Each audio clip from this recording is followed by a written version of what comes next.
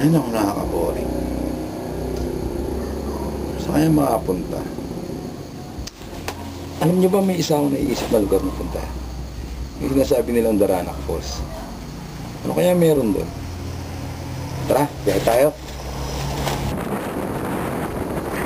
Una, nagtanong ako. Sabi nila, sumakay daw ako ng jeep biyaheng Tanay.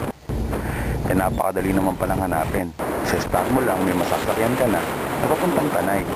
Pagkatapos noon, sasakay ka ng jeep, puntang Sampaloc.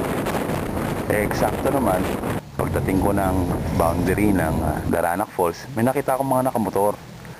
Ayun, nakiangkas ako. Tapos, eto na. Nandito na ako sa Daranac Falls. Dito po tayo ngayon sa Daranac Falls. Tuloy po tayo, ane.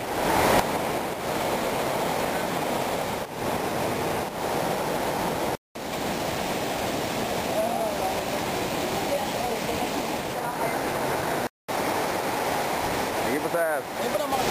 Kumusta naman po yung pasok ng turista dito sa Daranac?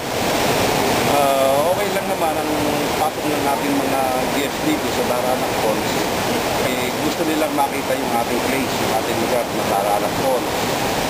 At pinaalalahanan din namin sila na pag-ingat sila at baka madulas o ano pa man na disgrasya. Kung ano ng rock balancing dito sa Daranac, nakakahikayat po siya ng mga turista. Pag may mga pumapasok na guest natin dito, maging Pilipino man o mga Amerikano, na aakit sila sa rock balancing natin at gustong-gusto nga nilang una ng litrato dahil nilalapitan pa nila, kala nila nakadikit.